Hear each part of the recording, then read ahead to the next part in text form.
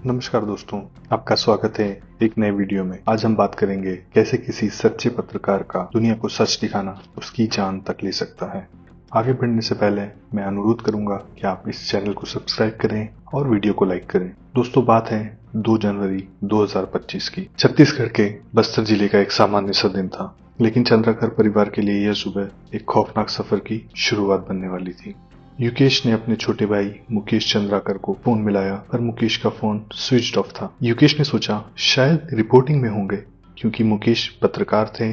कभी जंगलों में नेटवर्क नहीं मिलता था, कभी सुरक्षा के लिए फोन बंद करना पड़ता था। पिछले ही दिन यानी 1 जनवरी को दोनों की मुलाकात भी हुई थी, तो युकेश ने ज्यादा ध्यान नहीं दिया। लेकिन धीरे धीरे समय निकलता गया, दोपहर आई, शाम ढलने लगी और मुकेश का कोई अता पता नहीं था। यही वह पल था जब एक साधारण सी चिंता एक डर बन गई। बस्तर वो इलाका है जहां एक फोन बंद होना कभी कभी मौत की दस्तक भी हो सकती है। युकेश ने परिजनों को फोन लगाए, दोस्तों, पत्रकारों, रिश्तेदारों को खबर की, लेकिन हर जगह से एक ही जवाब आया, हमें नहीं पता। रात गहराने लगी और युकेश का सब्र अब टूटने लगा था। युकेश ने शाम 8 बजे मुकेश की गुमशुदगी की रिपोर्ट दर्ज कराई और इधर मुकेश के भाई ने गूगल की लास्ट लोकेशन निकाली, जो कि 1 तारीख की रात को बीजापुर शहर के चट्टानपारा बस्ती के इस फार्म हाउस के पास में दिखाई दे रही थी। देर रात पुलिस की टीम वहां पहुंची और इस फार्म हाउस के एक एक रूम की तलाशी ली गई, पर मुकेश वहां कहीं नहीं मिले। पुलिस की टीम और भी जगह मुकेश को तलाशने में लगी रही, लेकिन कोई सफलता नहीं मिली। मुकेश को जानने वाले दोस्त यार सभी लोग रात भर उनकी खोज में लगे रहे। घड़ी की सुइयां भाग रही थी और रात गुजर गई।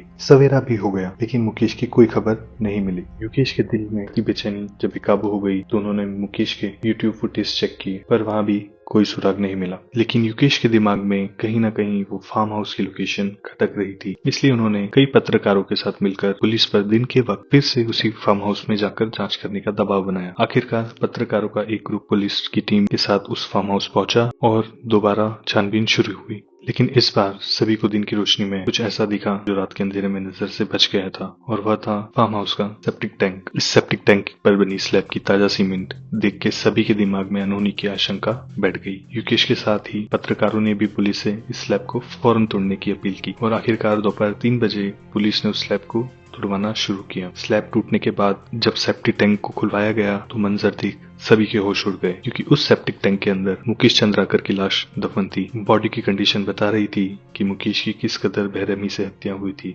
वहां मौजूद किसी ने भी आज से पहले इतना भयानक मंजर नहीं देखा था। कत्ल इतना बेदर्दी से किया गया था कि पोस्टमार्टम करने वाले डॉक्टर का भी कहना था कि उन्होंने अपने 12 साल के करियर में ऐसा केस आज तक नहीं देखा। उनके सर पर 15 फ्रैक्चर थे, यहाँ तक कि उनके दिल और लीवर भी बुरी तरह से डैमेज कर दिए गए थे और शरीर की कई हड्डियां टूटी हुई थी। एक ईमानदार जर्नलिस्ट का नक्सली प्रभावित रीजन में मर्डर हो सकता है, आपको नॉर्मल लग रहा होगा, लेकिन इस ब्रूटल मर्डर का असली सच इसके पीछे की वजह और इसमें शामिल सभी लोग के काले चिट्टे के बारे में जब आपको पता चलेगा तो न सिर्फ आपका खून खौलेगा, बल्कि कहीं न कहीं यह तकलीफ भी होगी कि क्या सच का साथ देने वालों के साथ ऐसा अंजाम भी हो सकता है। मुकेश का जन्म बीजापुर जिले के बासागुड़ा गांव में हुआ था। मुकेश की जिंदगी बचपन से ही कठिनाइयों से जूझने लगी थी। मात्र 2 साल की उम्र में पिता का साया सिर से उठ गया था। गरीबी इतनी कि दूध तक खरीदने के पैसे नहीं थे। मां ने आंगनवाड़ी में काम किया, लेकिन इतनी कम आय में दोनों बच्चों को पालना बेहद कठिन था। फिर भी जैसे तैसे खुद की इच्छाओं को मार उन्होंने दोनों बच्चों की पढ़ाई में कोई कमी नहीं आने दी। लेकिन नक्सलियों से घिरे इस गाँव में जीना आसान नहीं था। एक समय ऐसा आया जब युकेश और उसके दोस्त ने पुलिस फोर्स ज्वाइन करने की ठानी, तो नक्सलियों ने उन्हें उठा लिया। जन अदालत में पेश किया गया, जहाँ जिंदा लौटना किस्मत का खेल होता है। लेकिन उनकी माँ उन्हीं की बहादुरी ने दोनों बेटों की जान बचा ली। यही साहस, यही हिम्मत दोनों बेटों में भी। समय बीता, मुकेश ने गैरेज में काम शुरू किया और बड़े भाई युकेश ने फ्रीलांस जर्नलिज्म शुरू की। अपने बड़े भाई को जर्नलिज्म में करियर बनाते देख मुकेश के दिल में भी इस प्रोफेशन में काम करने की इच्छा जागी। धीरे धीरे मुकेश भी इस राह में उतर आया। मुकेश ने सहारा न्यूज, 18 और एनडीटीवी जैसे बड़े चैनलों के लिए भी काम किया। वह निडर था, सच दिखाने के लिए नक्सल इलाकों में भी घुस जाता था। साल 2021 जब नक्सलियों ने CRPF cobra commando Rakeshwar Singh Manhas को कैद कर लिया था और वह जल्द ही उन्हें जान से मारने वाले थे, आतंक ऐसा कि वहाँ की पुलिस भी नक्सलियों के उस इलाके में जाने की हिम्मत नहीं कर पा रही थी। लेकिन वह मुकेश थे जिन्होंने अपनी जान की फिक्र किए बिना नक्सलियों के बीच जाकर उस कमांडो की जान बचा उन्हें अपनी बाइक पर बिठाकर वापस ले आए। ऐसा पत्रकार जो न सिर्फ रिपोर्टिंग करता था बल्कि जिंदगियां भी बचाता था।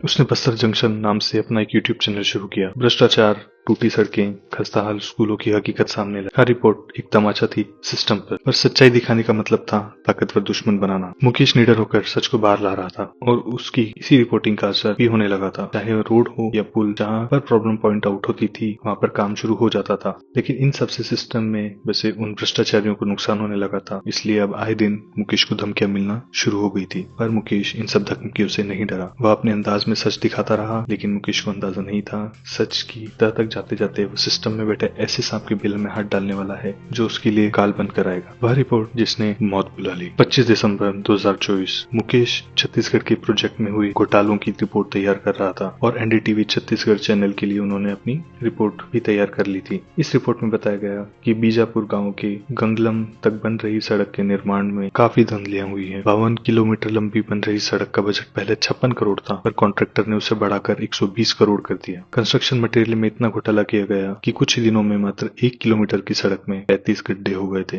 रोड अभी पूरी बनी भी नहीं थी और उखड़ना शुरू हो गई। क्वालिटी इतनी बदतर, कोई चाहे तो उसे हाथ से ही उखाड़ दे। मुकेश ने इस रिपोर्ट को सिर्फ एक रिपोर्ट नहीं रहने दिया जो सरकारी दफ्तरों में धूल खाती रहे, बल्कि इसे एक मुहिम और एक आंदोलन की तरह उठाया। इस मुहिम का असर भी पड़ा और मुकेश की यह गूंज दूर तक गई, क्योंकि जैसे ही रिपोर्ट पब्लिक हुई वैसे ही छत्तीसगढ़ गवर्नमेंट ने एक इंक्वायरी कमेटी फॉर्म कर दी। इस 52 किलोमीटर की रोड प्रोजेक्ट का कॉन्ट्रैक्टर कोई और नहीं बल्कि सुरेश चंद्राकर था, जो मुकेश चंद्राकर का चचा का भाई था।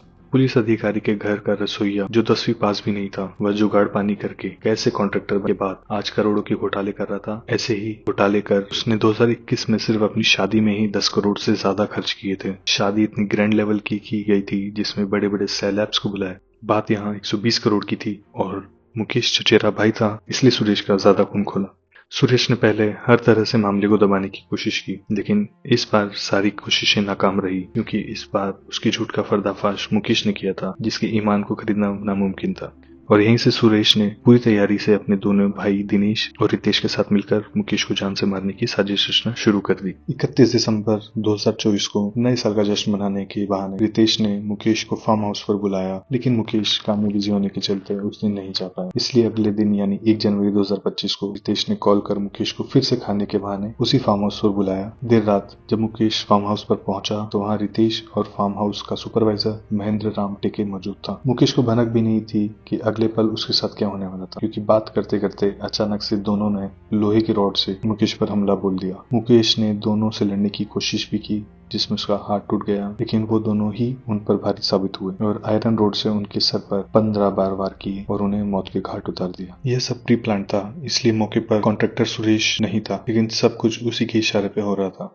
लाश ठिकाने लगाने के बाद वह तीनों सुरेश के पास पहुंचे, जहां सुरेश ने दिनेश से कहा कि वह फार्म हाउस में जाकर सेप्टिक टैंक को सीमेंट से कवर कर दे, ताकि ना बदबू बाहर आए और ना ही किसी को लाश का पता चल पाए। सुरेश फरार हुआ, रितेश को दिल्ली भेज दिया गया, दिनेश और महेंद्र वहीं रहे। 3 जनवरी को पुलिस ने दिनेश और महेंद्र को गिरफ्तार किया। रितेश रायपुर से पकड़ा गया और सुरेश हैदराबाद से। फिलहाल रितेश और सुपरवाइजर राम टेके को प्राइम एक्यूज बनाया गया है। सुरेश एंड दिनेश को प्राइम एक्यूज बनाया जाएगा या नहीं, क्या उन्हें सजा मिलेगी, ये तो वक्त ही बताएगा, और वक्त से ज्यादा पैसा डिसाइड करेगा, जो सुरेश के पास बहुत ज्यादा है। हम बस उम्मीद करते हैं कि मुकेश चंद्राकर को इंसाफ मिले, सारे अपराधियों को कड़ी से कड़ी सजा मिले। लेकिन सवाल वही है दोस्तों, क्या इतने बड़े रसूख वाले को सजा मिलेगी या पैसा इंसाफ खरीद लेगा? आपको क्या लगता है दोस्तों, क्या मुकेश को इंसाफ मिलेगा? आपकी राय कमेंट बॉक्स में जरूर बताएं। मिलते हैं अगली वीडियो में। धन्यवाद।